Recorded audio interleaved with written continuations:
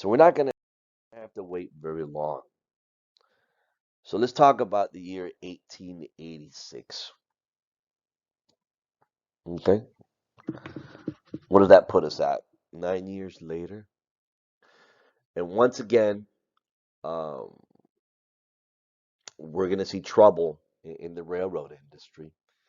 This one isn't caused by a pay cut. This one is caused by somebody being fired, a very popular member of the Knights of Labor being fired. The Knights of Labor are intimately involved in this particular strike. It's going to result with 200,000, twice as many now, railroad workers, members of the Knights of Labor, walking off the job, going on strike against Jay Gould's, which I talked to you about. He's the guy that bought a lot of Vanderbilt's rail lines, Union Pacific and Missouri Pacific railroads. Okay. Mind you, that year the Knights of Labor were already running over 1,400 strikes across the country involving 600,000 workers. This is in addition to. And of course, because the scope and number involved is going to be so great, it's going to eclipse everything else that the Knights of Labor are involved in. Remember, every time these strikes happen, it's because one of the two parties is not interested in talking things over. And just to give you a reminder, what were the prominent rail lines in the country at the time? Here, there they are highlighted in yellow. We could see the Union Pacific, starting in Missouri and going all the way to Utah. And the Missouri Pacific is a shorter line coming out of St. Louis, and ending somewhere there in the border of Oklahoma.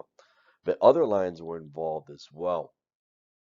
At the end of the day, um, again, it was sparked by the dismissal of a Knights of Labor member in violation of a no man should be discharged without due notice and investigation agreement the Knights of Labor had with the rail company. Because they refused to reemploy this individual, the Knights of Labor called for a general strike. The strike will last 2 months and spread through Arkansas, Illinois, Kansas, Missouri, and Texas. Gould responded by doing two things: hiring strike breakers, which in labor talk are referred to as scabs, men that were not willing to participate in the strike and decided to come into work in defiance of the strike and actually end up hurting the strike. Um, and that's where most of this violence comes from. Most of the violence is when strike breakers try to undermine the strike. People on strike don't take that very well. Okay. And also the use of goons. Well, the Pinkerton Detective Agency. Um, Keep in mind, how many years had gone by? Not that many since the end of the Civil War. The Civil War produced millions of men that were incredibly proficient in the use of weapons and violence. So you shouldn't be surprised that somewhere out there, somebody's going to be willing to create employment for these kind of men. And that's where the Pinkertons came into play. They were basically mercenaries. They had more guns than the army did, and business used them to violently suppress uh, instances like strikes. And Gould would use strike breakers and hired goons, the Pinkertons, to suppress and eventually shut down this strike. The Knights of Labor leadership was overwhelmed, had too much on their plate.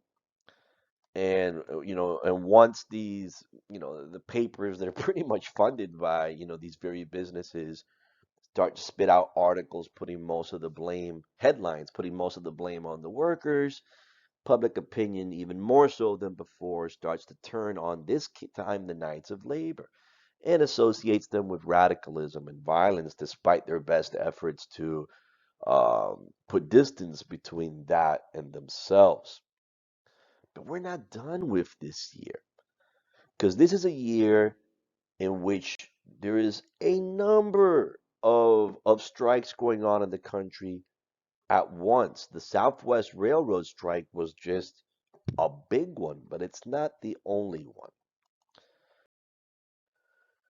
So labor organizers and the Knights of Labor had a lot to do with this. Decide to take the opportunity, strike while the iron's hot, if you will, and call for a one-day national strike. To what end? Okay, we want to put millions of people on the street. Okay, walk off the job and demand that the government, force business to recognize the 8-hour day. And on May 1st in 1886, they pulled it off across the country. Over, well, they didn't get a million, but over 350,000 workers joined thousands that were already on strike, walked off the job, and staged a one-day strike demanding the 8-hour day. And for all intents and purposes, it was peaceful, it was successful, it was heard, and it was all over the place. And now we're going to turn our attention to Chicago, America's second city, that rose from the ashes of the Great Fire of 1871, and in no time is already, a modern city that rivals New York City in size and density. The Chicago of 1886 is very different than Chicago today. It is also very, very, very much an immigrant city. It's very much a multilingual city. You got Czechs, you got Germans, you got Poles, you got Italians, you have Irish, you have people, mostly German and Czechs, but very much a multilingual city. And Chicago, because it's the hub for most of the railroad industry, particularly in the in the northern half of the country, it's also going to be an epicenter, ground zero for much of that labor agitation that has to do with the railroad industry in the country at the time. So Chicago's ground zero. Um, Chicago on May 1st, 1886, saw 40,000 people walk off the job, joining twice as many people that were already on the streets participating in a number of strikes and demonstrations. So I want you to look at these two dots. And I want to talk about these two dots and the events that are going to unfold in that first week of May. The dot there all the way in the left lower hand corner is where the McCormick Reaper Works were located. And I've spoken to you about the McCormick Reaper Works before. They manufactured um, farm machinery, McCormick Reaper. All right, and it was manufactured there in Chicago.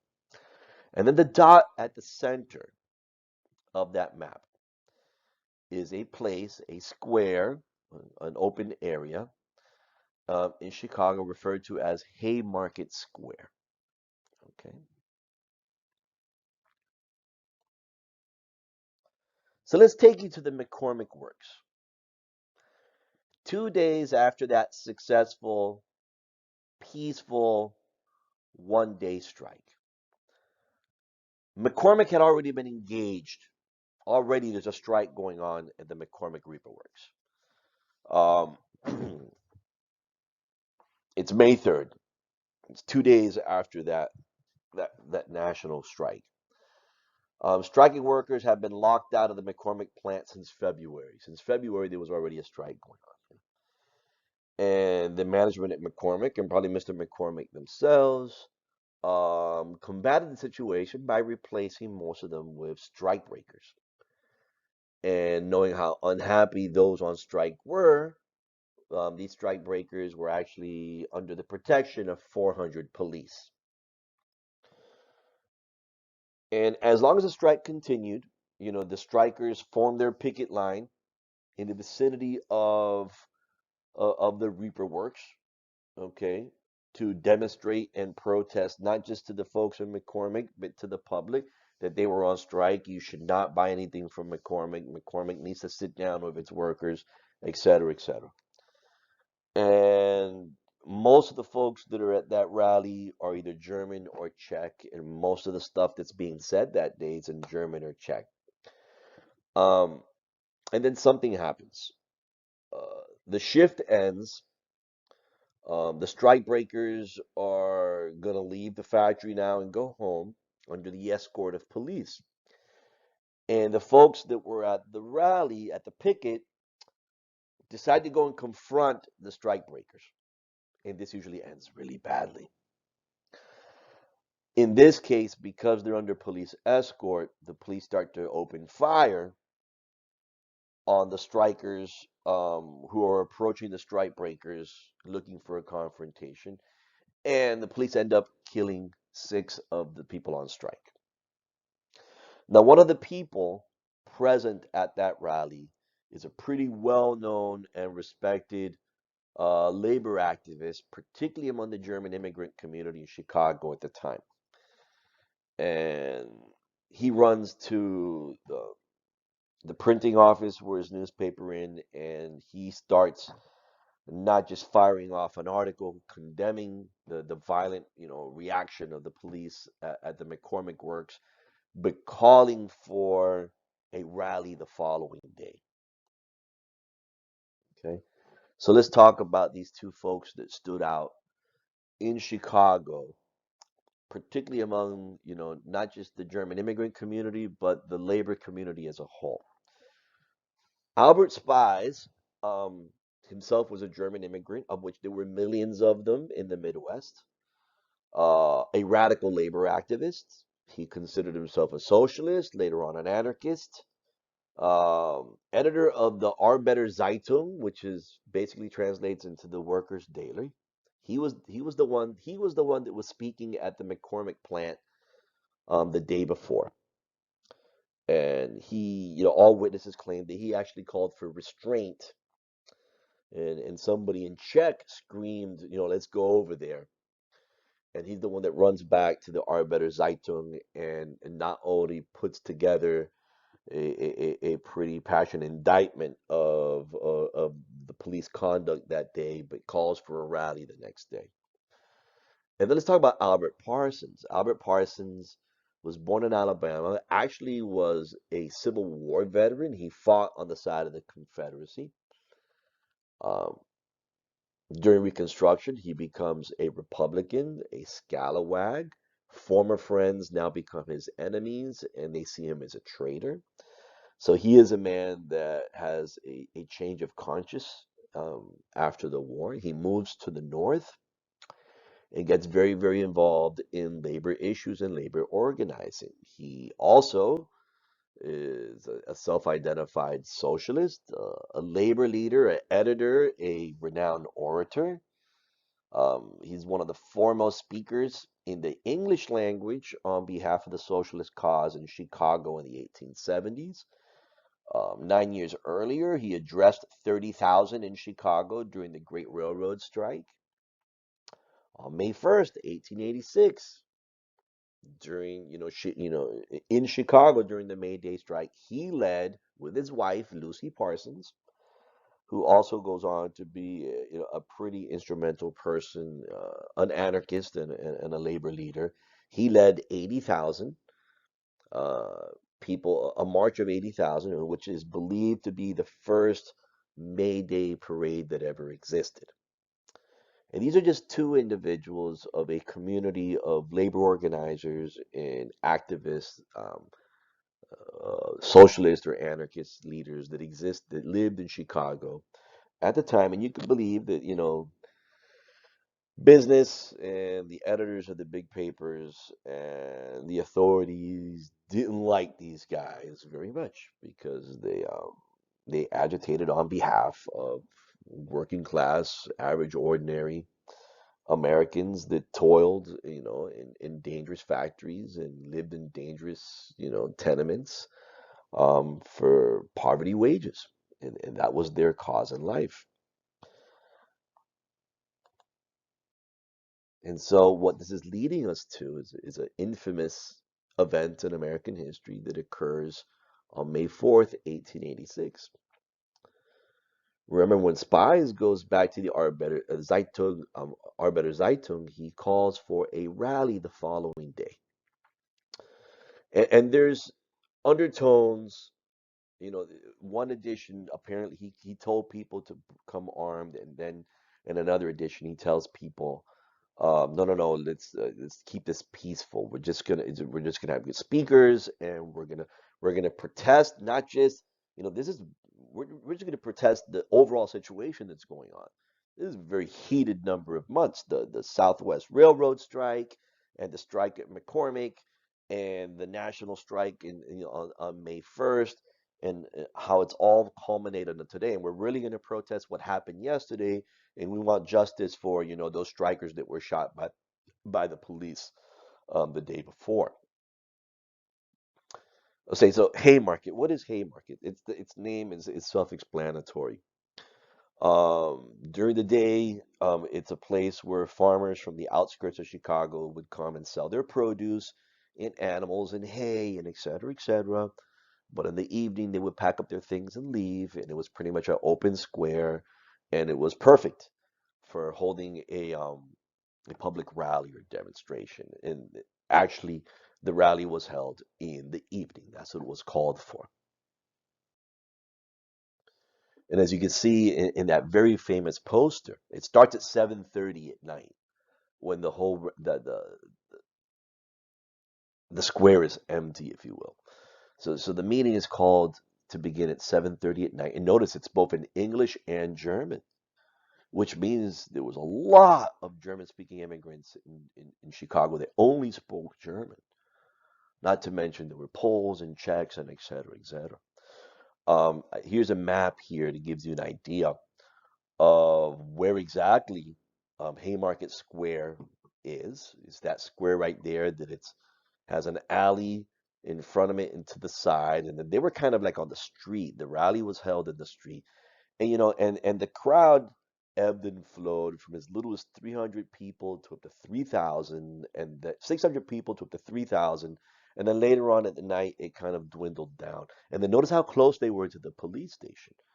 And of course, the police were alerted to this meeting, and they went, but they kind of kept their distance so long as it stayed peaceful and people were just, you know, public speaking and whatnot. They kind of held off near the police station, and they kept their distance from the rally because they knew there were angry people there. And then, you know, something happens. Around 10:30 at night, a couple of people have already spoken, right? And the way they spoke, they got up on this cart and you know, and they spoke to the crowd. And already by 10:30, the crowd had died down to a couple of hundred. And that's when the police decide to march into the square to disperse whoever's left and put the rally to an end. And of course, there's protests in the crowd. We haven't done anything wrong. We have our First Amendment rights. I mean, if you were a witness this summer, either by TV or in person, you'll notice that these things tend to happen. Okay. And then the unexpected happens. From one of the alleyways, somebody tosses an explosive device, which the picture is up there with a fuse. Witnesses claim to have seen the sparkle, the tail of the thing as it came out of the alley, and then it landed where the police had organized their lines as they were marching into the crowd. And it detonates. It kills a handful. It kills or, you know, it severely injures a handful of police as it explodes. Well, that's something nobody expected. It's a shocking moment. And the police, you know, when the smoke clears and their ears stop ringing, react almost impulsively, instinctively, and begin to fire into the crowd. Okay? They claim that witnesses fired back, and it was a firefight between the demonstrators and the police, but there were no witnesses that could corroborate that the demonstrators brandished any guns, much less fired at the police. That it was the police that was doing pretty much all of the firing of guns into the crowd. In fact, a good number of the police injuries due to bullet wounds was more than likely caused by other police that were firing into the crowd indiscriminately and, in all likelihood, hitting other police officers. Chaos, mayhem. At the end, 7 police were killed. 4 demonstrators were killed. Over 70 people were wounded, some of them really badly. The exact numbers are debatable. But this event changes everything. This event is going to have profound and long-lasting repercussions. It kills the Knights of Labor. Even though the Knights of Labor were not formally involved in organizing Haymarket whatsoever, it doesn't matter. Since they are the preeminent labor organization in this country, they get saddled with most of the blame, and with a number of years, membership drops and the Knights of Labor cease to exist. And the labor movement gets saddled with, the reputation of being violent, and infiltrated by radicals and bomb throwers.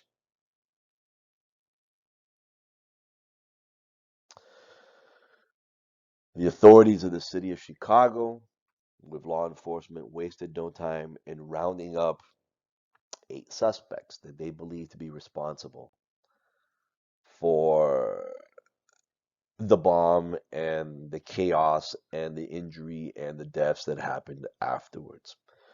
As you can see, Albert Parsons and August Spies were among those that were rounded up. Not only were the accusations problematic from the beginning, but once the trial begins in June and it lasts to July, okay? So that means the following month they already got a trial's already ready to go. Um, it's problematic from the beginning, okay? Um, Keep in mind, only 2 of those 8 had actually been present at Haymarket Square when the bomb went off, which was Spies and Fielden. Fielden had just finished speaking when the bomb was thrown. Um, 2 others, Fisher and Parsons, had been there earlier that day around 7:30, spoke, but had already left. And the other 4 were not even present, but somehow were defendants in all of this.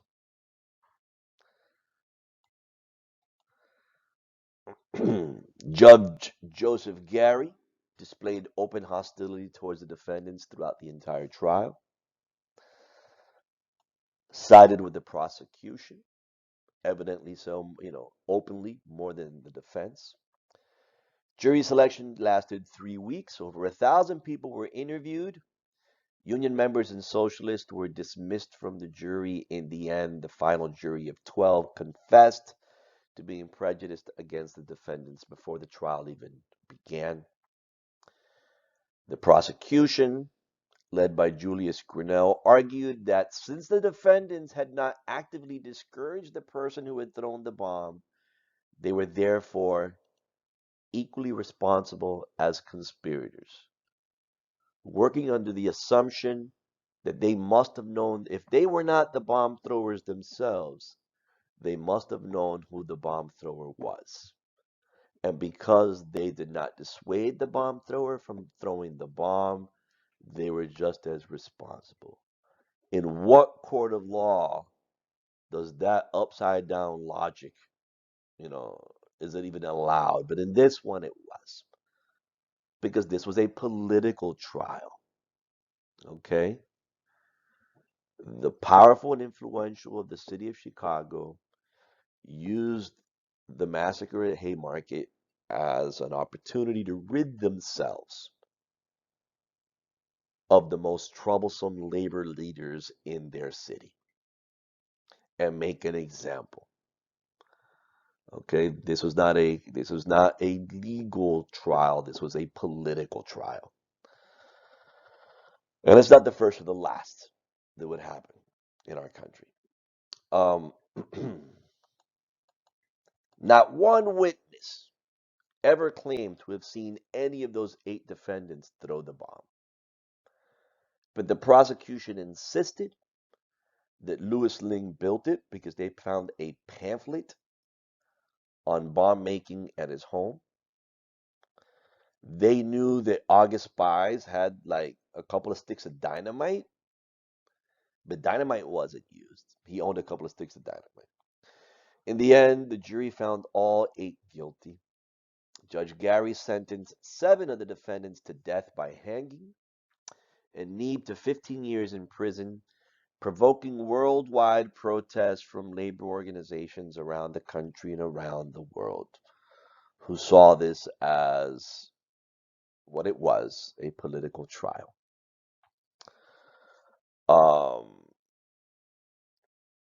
I went forward too fast, but one of the guys committed suicide in his cell. 2 of the guys had their sentences commuted.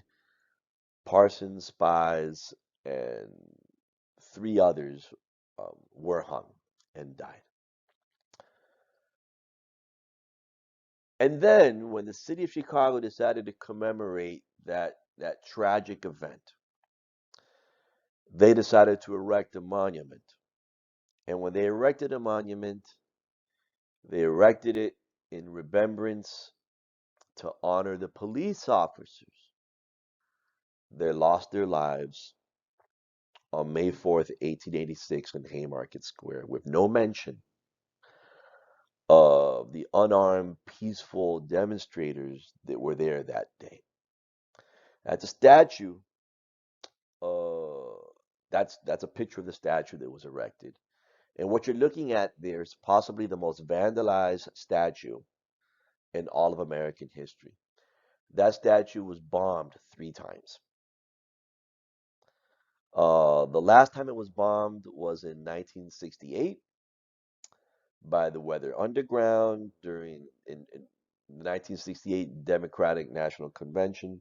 Well, needless to say, the only thing of that statue that remains to this day is the bust of the statue, which is kept safely in the headquarters of the Chicago Police Department to this day.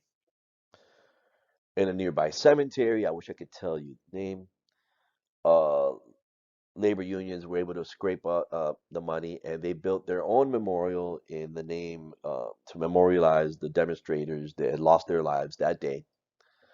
The words at the bottom were apparently the last words that were said by Parsons before he was hung. Um, and there's even more significance.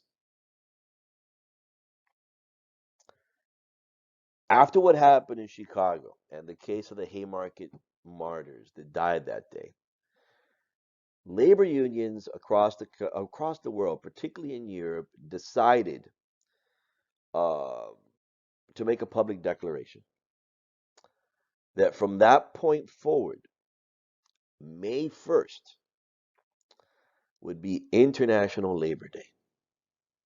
It would be one day in which labor unions around the world would set aside to recognize the sacrifices and victories of the labor movement all over the world. And ironically, they centered that day around an event that happened in the United States. Nowadays, May 1st is International Labor Day all over the world. The vast majority of countries in the world celebrate Labor Day on May 1st, but not the United States, which ironically, this is where that event happened.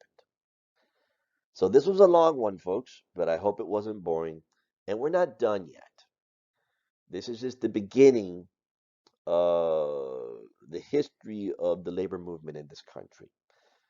As a response to the growing power of capital, labor began to organize itself to counter that growing power and influence. This story continues next time.